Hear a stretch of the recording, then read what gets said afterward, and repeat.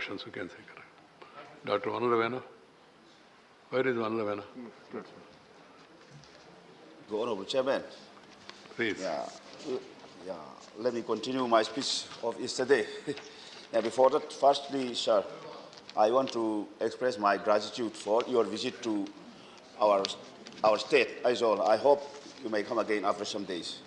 So today, sir, thank you so much for giving me an opportunity to speak. I have been to Mizoram.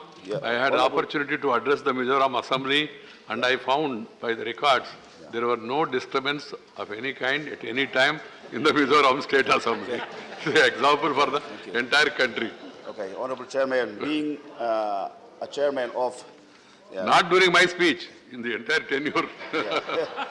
Being a chairman of FCI Consultative Board of Mizoram, I have two sessions. Number one, sir, the organization structure of Food Corporation of India, FCI, needs reconstruction in the Northeast region.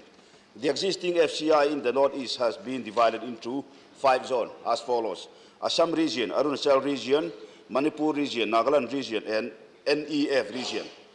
The 3 states, that is Mizoram, Meghalaya, and Tripura, are put under one NEF region, having main office at Shillong in Meghalaya, which created certain problems among the administrators of FCI. Honorable Chairman, I want to inform the honorable members of the House that it is not convenient to administer the 3 states of Northeast from Shillong. I therefore strongly request the Union Ministry to create new 3 zones, that is Mizoram region, Meghalaya region, and Tripura region, so that all the Northeast states could have the FCI regional office in our own state capitals. And secondly, Honorable Sir, I want to request the monthly allocation of rice be increased for the state of Mizoram. The present monthly allocation of rice from FCI for Mizoram is only 50,000 quintals. However, the requirement of the state is 1 lakh quintals per month, which means that only half of the requirement of the state of Mizoram is being received from FCI, which resulted the state government in the position to buy 50,000 more quintals of rice from open market with higher prices. So I kindly request the ministry to increase the monthly allocation of the food grains for Mizoram. Thank you, Chairman. Thank you, Vanlavena. Sri Mahesh Poddar. Thank you, sir. Sir, the World Health Organization की international agency for research on cancer ने 2015 में घोषणा की थी कि process meet के seven से इंसानों में कैंसर होता है, और साथ ही रेड मीट के सेवन के संबंध में उन्होंने चेतावनी भी दी थी और कैंसर के संभावित खतरों से भी आगाह किया था। अकेले भारत में सर सालाना कैंसर की संख्या 2025 तक लगभग 16 लाख तक पहुंचने की संभावना है।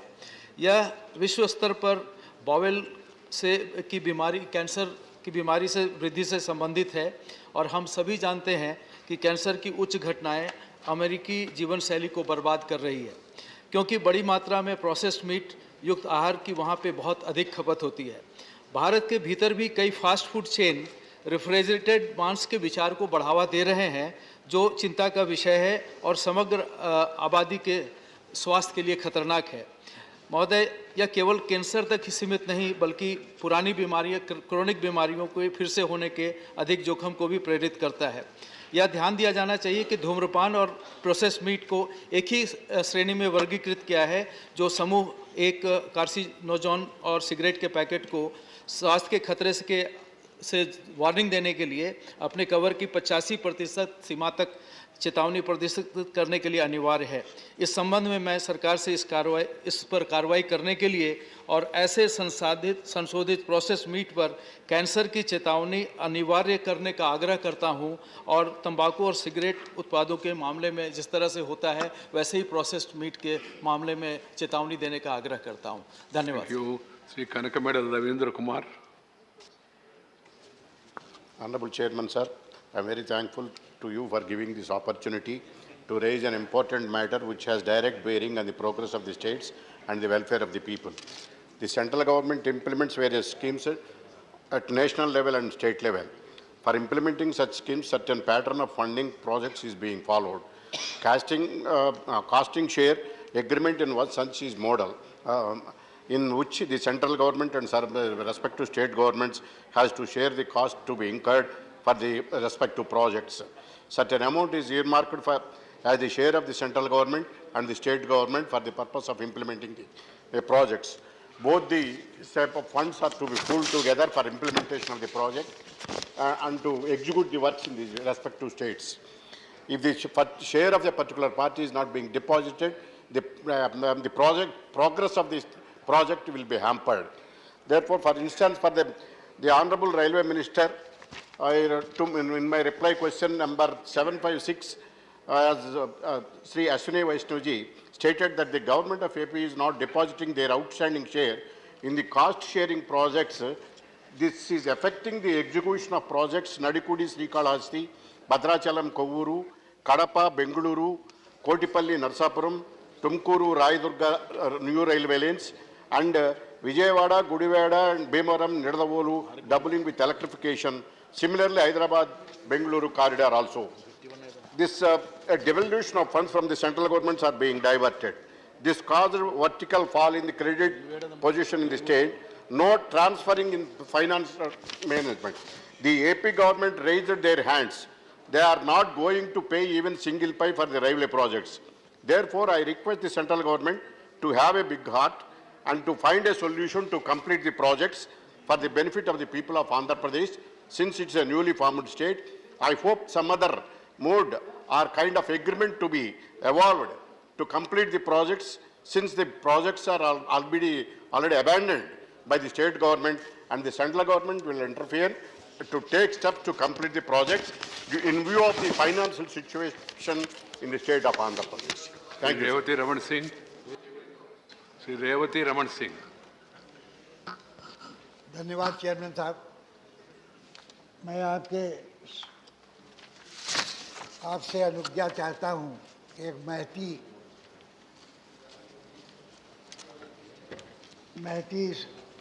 इम्पोर्टेंट मैटर को सदन में आपके माध्यम से रखना चाहता हूं। मानवर पूरे देश में कैंसर की बीमारी इतनी जोर से फैल रही है कि अभी पोद्दार साहब ने उस पर ध्यान आकृष्ट किया था। मानवर करीब भारत में हर रोज 1400 से 1600 लोग रोज मौत की घाट उतर रहे हैं। सालाना तकरीबन 12 से 15 लाख लोग कैंसर से मर जाते हैं।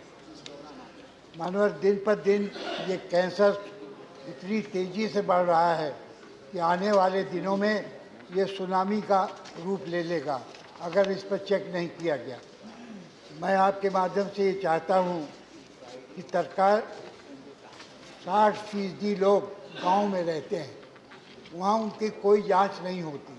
जो पीएससी और सीएससीज हैं ये कोई जांच नहीं कराते। मैं चाहता हूँ कि पीएससी और सीएससी के द्वारा कैंप लगा के हर महीने जांच की जाए, जिससे कि ये पता लग सके कि कैंसर है कि नहीं है, जिससे शुरू में ही इलाज किया जा सके। अगर लेवल 2 और लेवल 3 पर कैंसर पहुंच जाता है तो उसका इलाज होना संभव नहीं है। मानवर मैं ये भी चाहता हूं कि इसको रोकथाम के लिए तत्काल उपाय किए जाएं। अपना जगह में बैठना नहीं तो बाहर भारत में जाके हर बात साल करना। कैंसर के लगभग 20 लाख मरीज ग्रसित होने की उम्मीद है। मानवर मैं आपसे आग्रह करूंगा कि जो जीएसटी लगाई जाती है कैंसर की दवाओं पर वो ख़त्म की जाए और इसका 5 लाख से लेके 25 लाख आयुष्मान योजना के अंदर आपने नोटिस में लिखा 15 लाख, अभी बढ़ा रहे 25 लाख। चलिए नोटिस चलिए मानवर थोड़ा अभी तो 10 मिनट हो गए ना इसके अंदर होगा। अच्छा, ये 10 मिनट्स में इन्फ्लेशन बढ़ गया। अगर मानवर ज़्यादा फैलेगा उसका कॉस्ट बढ़ जाता है, इसका कॉस्ट भी एस्केलेट हो जाता है। Please please. ये धन्यवाद। रेवती रमन जी इस उम्र में भी बहुत मेहनत करके अध्ययन करके आते हैं, इसलिए मैं नॉर्मली उनको मौका दूं। Doctor L Hanumanthaiah. Thank you, Chairman sir. Sir, Kidwai Memorial Institute of Oncology in Bengaluru is a cancer care hospital cancer is and autonomous institute under the government of Karnataka and the country's second biggest regional center, cancer care center, and it is well organized tertiary cancer care by WHO and enclosed with well-trained professionals and para-professionals also. Sir, with all faculties for advanced medical investigation and treatment, it is also one of the big research organization in southern part of India, sir. Sir, the institute treats about 4.5 lakh cancer patients every year. And more than 20% of these patients are from outside Karnataka and are from neighboring states like Andhra Pradesh, Tamil Nadu, even West Bengal and northeastern states. Sir, many of the patients belongs to below poverty line category, and only they will come to this institute, and they come from far off places also. Sir, to meet the requirement of these poor cancer patients, the institute need to get upgraded. The proton therapy facility, which will benefit the ailing cancer patients in much needed in this center. Sir, as on date, radiotherapy treatment using high energy proton and X-rays is required for more than 70% of the patients who are coming to that institute. To establish the full-fledged proton therapy facility, the institute needs about 550 crores. Sir, that institute is asking only 230 crores under the special grant from Government of India, and the institute itself is spending about 140 crores from their SCI special grant funds. And sir, 45 crore for regional center of Kalburgi and Tumkur, which are established in Karnataka, sir. Sir, I request the government through you, sir, special grant has to be sanctioned to Kidwai Memorial Institute of Oncology for establishing proton therapy facility, which will benefit most of the cancer patients of the country and mostly the southern India cancer patients, sir. Thank you, This is my request. Thank you, Hanumantaji. Please. Whoever want to associate, please send their names. And members of Rajya Sabha are free to contribute to the hospital also. Various facilities. I myself has given considerable amount to that institute in Karnataka. It can be done. Government of India, okay, as you said, that will be considered by. Is very necessary. Proton therapy, 515 crores required. Nowhere in India except Chennai. Because I have facing that my son. Yeah.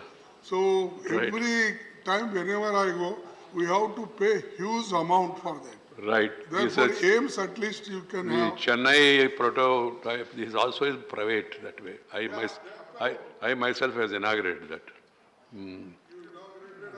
You have got admitted your children there. Dr. Hanumantaya is over. Srimati Vandana Chavan. Thank you, sir, for giving me this opportunity. So my intervention is regarding the need to address the challenge of misinformation in health crisis situations. So in the past 2 years, we witnessed one of the worst health crises of our times. As we fought the COVID pandemic, on the one side, we witnessed a spate of rumors, fake news, misinformation that spread amongst people through various social media platforms. So the WHO also has recognized this and called this the infodemic. So we have seen that lot of such information created confusion, anxiety, and even fear, and further fueled the already stressed health crisis situation in our country. Lack of knowledge about the disease, search for medicines either for the disease or for immunity boosters, or the rapidly changing guidelines and standards of care led people to hunt for information on social media platforms. So due to misinformation, some people went to the extent of discrediting the threats of virus, whilst in some it resulted what we see even today, vaccine hesitancy.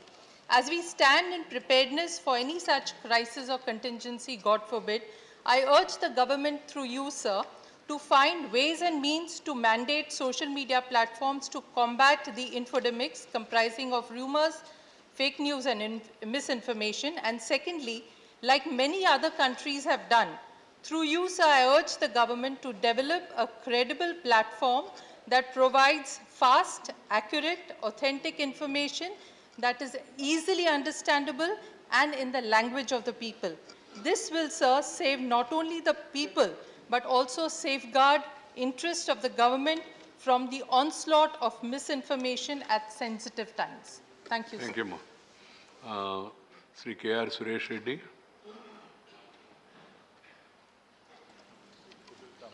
Yeah. Thank you, Chairman, sir. Thank you, Chairman, sir. Chairman, sir, Telangana is a new state trying to progress from a fledgling to a progressive, flourishing state, sir.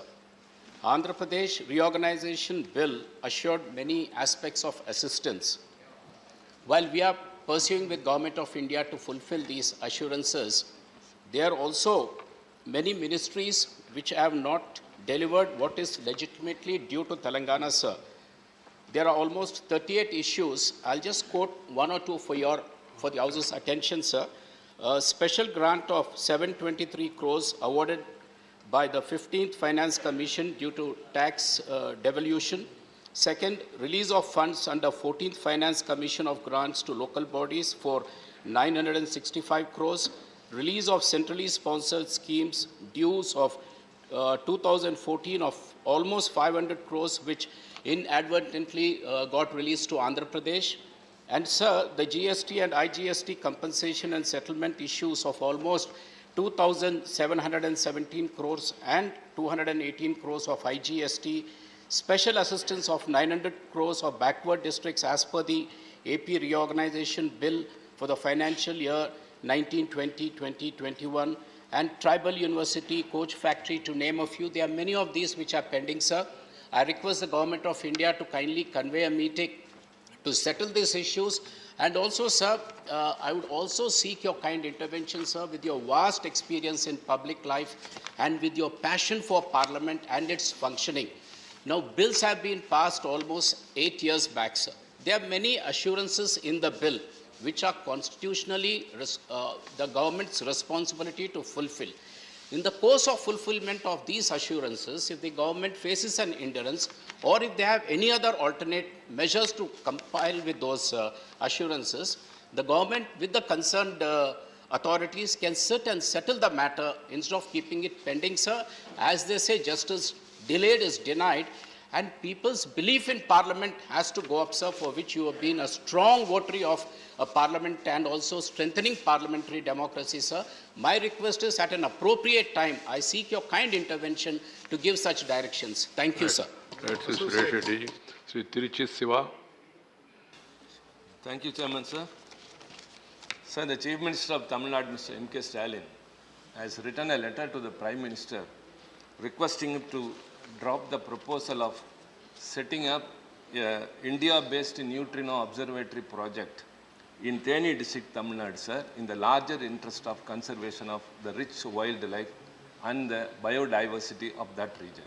Sir, the said site falls within Madikettan, that's a Periyar Tiger Corridor, which has been recognized as one of the 32 major tiger corridors in the country by NTCA, National Tiger Conservation Authority. Sir, though it is said that the experiments of the observatory would be done deep below the ground, the structural activities itself will cause a great damage, sir. Sir, the State Environment Impact Assessment Authority of Tamil Nadu has clearly said that the tunneling work requires blasting the hard rock mass and use of huge quantity of high-strength explosives and an excavation of 6 lakh cubic meters of charmokite rock. The mountain rock will be under tremendous pressure due to the tunnel and cavern being at a depth of 1,000 meters from the top of the mountain, and the vertical stress is estimated at 270 kilograms per cubic square meter. So this creates the problem of rock burst and roof collapse as well. Sir, the site also falls the Bodhi Hills Wild Reserve Forest, sir, in the Western Ghats, which are considered as a global biodiversity hotspot for endemic flora and fauna. Sir, it further links to the eastern Ghats of Srivilliputtur and Megamalai Tiger Reserve, crucial for dispersal across the western Ghats, and the southern eastern projects through the Kambam Valley, hosting not only just tigers, sir, but also some species, very rare species like mammals, ungulates, reptiles, and amphibians. Sir, the said area also serves as a watershed and also water catchment for the Sambai and Kotakudi rivers, which is a lifeline for the local people and also caters to the drinking water needs of 5 districts of Tamil Nadu. So, sir, considering all these aspects, I think the government is urged, sir, to drop this proposal, sir, in the larger interest of the ecosystem and the rich wildlife in the state. Thank you, very much, Shiva. Whoever want to associate, you have to send the names. Sri Jose K. Mani. Jose K. Mani. Thank you, sir. Thank you, sir. I would like to draw the attention of the AVS Ministry through you, sir, regarding unregulated rise in fare of air tickets, especially to the Gulf areas, which is affecting the millions of Indians, sir. There are about 4 million, approximately more than 40 lakhs of Indians working in Gulf areas, and most of 90% of them are, approximately 40 lakhs of them are from Kerala itself. Sir, do the airfare hike is done during the vacation time? Mainly, it starts off from next month onwards, April, May, up to August.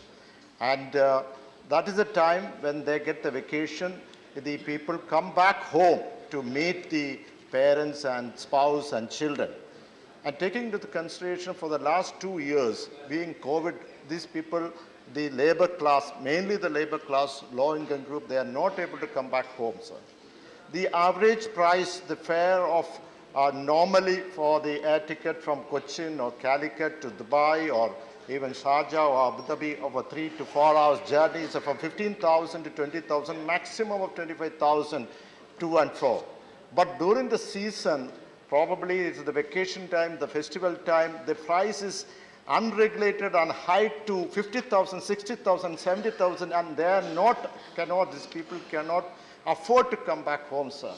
And moreover, there's a sign of cartelization is reflected as the price has been increased in the Indian Airlines as well as the international airlines, sir. So my request to the Government of India, especially the Aviation Ministry, to intervene, have a maximum ceiling. I don't know what is the mechanism should be worked out, and beyond which the price should not go, sir. So actually, so many people have to come back home after 2-3 years. They have not come back. Please intervene and do the necessary action, sir.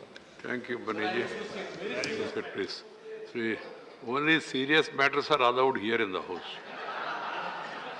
Sri Selva Gadapati. Sri Selva Gadapati.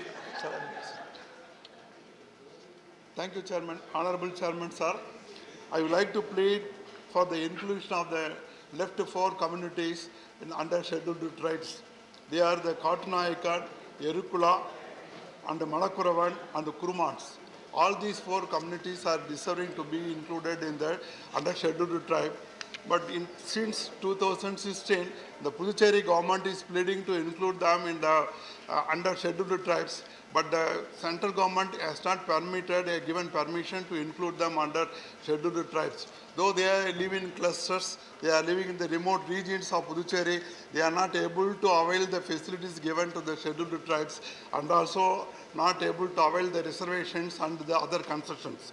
Therefore, the government of Puducherry has been pleading for a long time for inserting these 4 communities under scheduled tribes.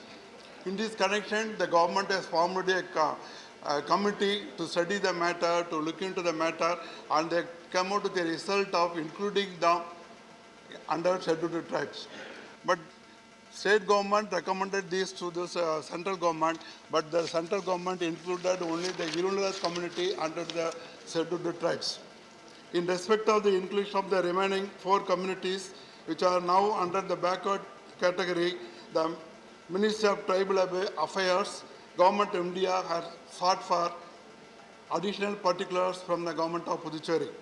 To submit the particulars, the Government of Puducherry had sought the assistance of an officer from the central government, and the officer was deputed, and the officer conducted inspection in all the areas for a week and submitted report to the central government. But so far the permission is not being given and to include these 4 communities under the scheduled tribes. I request the Honorable Union Minister of Tribal Affairs through you, sir, to kindly expedite the matter for getting the approval for inclusion of these remaining 4 backward communities under scheduled tribe, because they are most deserving and we will have to give them a chance to enjoy all the benefits. Thank you. Thank you, Sir Ganapati. Srimati Rajani Ashokrao Patil, Marathi. She want to speak in Marathi. Yes sir. Marathi भाषेला अभिजात दर्जा मिळावा याचा पुनरुच्चार करण्यासाठी या ठिकाणी उभी राहिलेली आहे. अनेक जातीचे धर्माचे लोक मराठीमध्ये बोलतात. अनेक पंथ धर्म प्रांत संस्कृती यांना मराठीने सामावून घेतलेले आहे. त्यामुळे खांद्यावर माय मराठीची पताका घेतलेल्या 12.5 कोटींची फादर स्टीफन यांनी 15व्या शतकामध्ये भाषा मांजी भाषा साजरी अशी मराठी, ती ज्ञानवंतांची भाषा आहे, ती कष्टकऱ्यांची भाषा आहे, ती धर्मभाषा आहे, ती श्रमाची आणि घामाची भाषा आहे, ती अजरामर भाषा आहे, ती अमृतातही पैजा जिंके अशी भाषा आहे. 15 वर्षापूर्वी केंद्र सरकारने तमिळ भाषेला अभिजात भाषेचा दर्जा दिला आणि त्यानंतर कन्नड, मल्याळम, ओडिया यांनाही अभिजात भाषेचा दर्जा दिला. बोली भाषांची विविधता हे मराठी भाषेचे खरे वैभव असून मराठीमध्ये 52 बोलीभाषा आहेत. अनेकविध साहित्यिकांनी, संतांनी, कवींनी मराठी भाषा समृद्ध केलेली आहे. प्राचीनता, श्रेष्ठता, स्वयंभूपणा, सलगता या 4ही निकषांवर मराठी भाषा खरी उतरलेली आहे. 27 फेब्रुवारी नुकताच झालेला आहे. हा मराठी भाषेचा गौरवदिन मानला जातो आणि या दिवशी कुसुमाग्रज, कवी कुसुमाग्रज यांचा जन्मदिन आम्ही साजरा करतो. या दिनाचे औचित्य साधून आमच्या महाविकास आघाडीने आपल्याकडे येऊन विनंती केलेली आहे आघाडी सरकारने की केंद्र सरकारच्या सांस्कृतिक मंत्र्याकडे प्रस्ताव पाठवलेला आहे आणि लवकरात लवकर आम्हाला सांस्कृतिक दर्जा दिला पाहिजे अशी मागणी, अभिजात दर्जा दिला पाहिजे अशी मागणी आम्ही केलेली आहे. सर, पाठारे समितीने याच्यापूर्वी लोकसभेमध्ये ही मागणी केली होती आणि लोकसभेने ही मागणी मान्य केलेली होती सांस्कृतिक मंत्र्यांनी अभिजात दर्जा मिळावा म्हणून. आम्ही परत एकदा सांगतो की सर्व प्रोसिजर पूर्ण झालेली आहे. फक्त आता मंत्रिमंडळामध्ये त्याला शिक्कामोर्तब होणं बाकी आहे. आपण सर्व भाषांचा अभ्यास करता, आपण ज्ञानी आहात. आम्ही आपल्याला विनंती करतो की आपण आपलं वजन वापरून प्रधानमंत्र्यांना आणि मंत्रिमंडळाला सूचना द्याव्यात आणि मराठी भाषेला लवकरात लवकर अभिजात भाषेचा दर्जा देण्यासाठी प्रयत्न करावेत. धन्यवाद. धन्यवाद, अभिनंदन. अपना चांगले बोलाले आहे.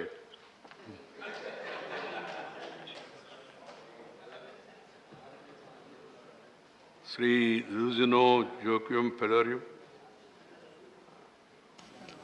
Thank you, Chairman Sir, for permitting me to raise this very important issue. So, on behalf of the Goa TMC, I would like to bring to the notice of Honorable Finance Minister the hardships and the harassments faced by the honest taxpayers in Goa on account of faceless assessment scheme, faceless penalty procedure scheme, and faceless disposals. Chairman Sir, you may be aware that Goa is the only state in India which follows common civil code. In fact, Goa is the only state in India which fulfills Article 44 of the Constitution of India. And therefore, the Government of India, by bringing Finance Act they have amended and brought clause 5A of the Income Tax Act. Chairman, sir, the people in Goa, especially the taxpayers, have been enjoying this Article 5A for the last 6 decades. However, with the introduction of the faceless scheme, people of Goa are facing very high pitch demands, because 5A is supposed to be helping the apportionment of income between the spouses. Now, many of the officers in the income tax doesn't have the knowledge of 5A, and therefore it is leading to very high pitch demands, followed by penalty proceedings, recovery of taxes, though the taxpayers file the returns with compliance with all the provisions of the Act. Now, I know some cases, Mr. Chairman, where many people who are earning hardly 15 to 20 lakhs of rupees per year are given notice to pay 8 crores. I know one lady whose income is 20 lakhs. She is issued a notice to pay 8 crores. She finally got a massive heart attack and she landed in the intensive care unit. Now, Chairman, sir, government cannot afford to be so cruel, even though the income tax officials are. Government have to be human, fair and just. My request to you, thank you, Honorable Chairman, and to the Honorable Finance Minister, to have a review of... Thank you. Time is over. You know the position.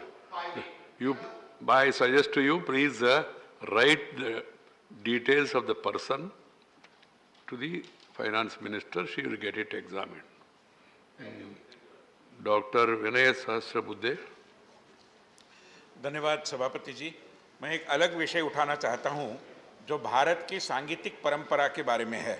मान्यवर, हमारे भारत की एक बहुत समृद्ध और गौरवशाली संगीत की परंपरा है जिसे हम भारतीय संगीत कहते हैं, और इसमें वोकल और इंस्ट्रूमेंटल इस तरीके की बहुत सारी शाखाएं हैं, मगर ये 2 प्रमुख शाखाएं हैं।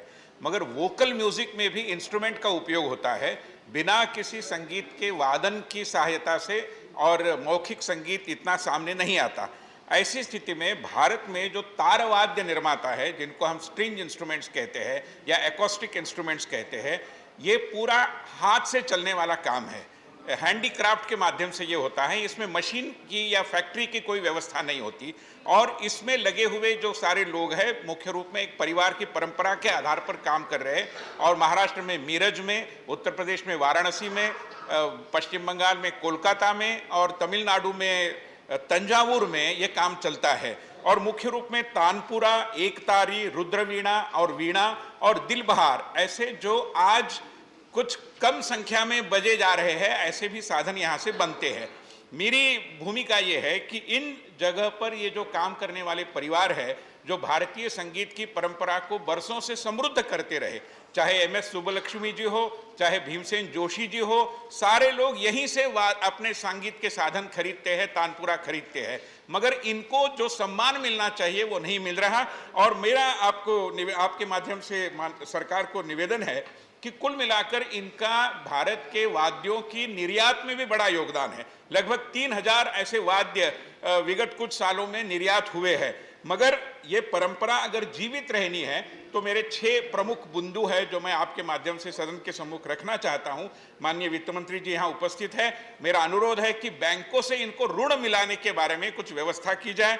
साथ ही साथ शिक्षा मंत्री जी से मेरा अनुरोध है कि AICTE के माध्यम से इस कला को एक पाठ्यक्रम के रूप में तब्दील करने के लिए कुछ व्यवस्था की जाए, अन्यथा ये क्षीण हो जाएगी, समाप्त हो जाएगी धीरे धीरे। हमें इसको बचाना है। तीसरा, मार्केटिंग की दृष्टि से और इनके लिए जो वेयर हाउसेस और गोडाउन्स चाहिए, क्योंकि वाद्य बनता है तत्काल नहीं जाता, उसकी कुछ व्यवस्था होनी चाहिए। इसका एक डॉक्यूमेंटेशन, संरक्षण होना चाहिए, प्रलेखन होना चाहिए। और अंतिम, संस्कृति मंत्रालय से मेरा विनम्र अनुरोध है कि श्रीमती लता मंगेशकर जी के नाम से एक भारतीय पारंपरिक वाद्य संग्रहालय बनाया जाए। Thank you. associate नाम भेजना. Please send your names. Shri Rakesh Sinha. सभापति महोदय, धन्यवाद, आपने मुझे ये अवसर दिया. भारत एक ऐसी सभ्यताई राष्ट्र है जिसकी विरासत और ऐतिहासिक भूमिका देश के विभिन्न भागों में फैला हुआ है. कभी कभी उदासीनता, उपेक्षा के और अज्ञानता के कारण हम अपनी विरासत को समेट नहीं पाते हैं. इसी संदर्भ में मैं बिहार के बेगूसराय के नौलागढ़ और जयमंगलागढ़ की चर्चा करना चाहता हूँ.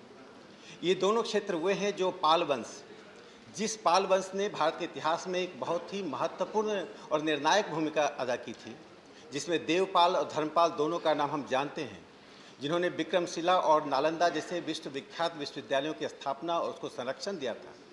उस पाल वंश में अनुग्रह पाल द्वितीय की राजधानी होती थी नौलागढ़ और जयमंगलागढ़. यह वह क्षेत्र है जिसको बिहार सरकार ने 1987 में 1976 के कलानिधि एक्ट के द्वारा लगभग 275 एकड़ लैंड को संरक्षित किया था पर्यटन के लिए. लेकिन 1972 में राधा कृष्ण चौधरी इतिहासकार ने जाकर उसका सर्वेक्षण किया. वहाँ सिक्के मिले थे, बहुत सी मूर्तियाँ मिली थीं, और उसके बाद Jaiswal historical and archaeological society ने जाकर उसका सर्वेक्षण किया था. लेकिन 35 वर्षों के बाद और 72 में हुए सर्वे के लगभग 50 साल के बाद भी आज वह क्षेत्र यूं ही पड़ा हुआ है. यदि उस क्षेत्र का संवर्धन करते हैं तो और उसका रिसर्च करते हैं तो इसमें ASI, कल्चर मिनिस्ट्री और पर्यटन मंत्रालय तीनों की भूमिका है. मैं इस बात को इसलिए रखना चाहता हूँ, 3 बातें इससे रेखांकित होती हैं. पहली बात कि भारत में जो मोनार्की था, मोनार्क राजतंत्र होते हुए भी पाल वंश में मोनार्की विथ डेमोक्रेटिक आउटलुक. दुनिया के मोनार्की से कैसे हमारी मोनार्की भिन्न थी, यदि उसका हम सर्वे करते हैं, हम उसके इतिहास को टटोलते हैं तो वह एक विषय मिलेगा.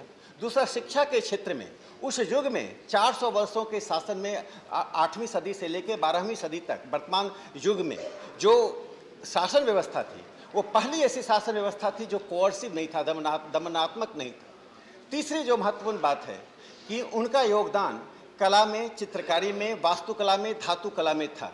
तो मुझे लगता है यदि जयमंगलागढ़, नौलागढ़ को पर्यटन मंत्रालय, संस्कृति मंत्रालय और शिक्षा मंत्रालय का ICHR, ये तीनों मिलकर यदि काम करते हैं तो हम पूरे देश में जो हमारे पास पर्यटन स्थल और ऐतिहासिक स्थल है उसके रूप में हम विकसित कर सकते हैं. एक और महत्वपूर्ण बात मैं सभापति महोदय आपके माध्यम से बताना चाहता हूँ कि जयमंगलागढ़ वह जगह है जहाँ एक शक्तिपीठ भी है. तो जो देश में शक्तिपीठ हैं उनमें से एक शक्तिपीठ जयमंगलागढ़ में है. तो मुझे लगता है आध्यात्मिक, ऐतिहासिक और विरासत की दृष्टि से इस सभ्यताई राष्ट्र को एक संबल देने के लिए ऐसे क्षेत्रों का विकास करना चाहिए. मैं आपके माध्यम से सरकार से मांग करता हूं कि जयमंगलागढ़, नौलागढ़ के विकास का और सर्वेक्षण का कार्य त्वरित गति से करें. धन्यवाद. धन्यवाद जी. Special mention Shri Ajit Kumar Buyan. अजित कुमार बुयान.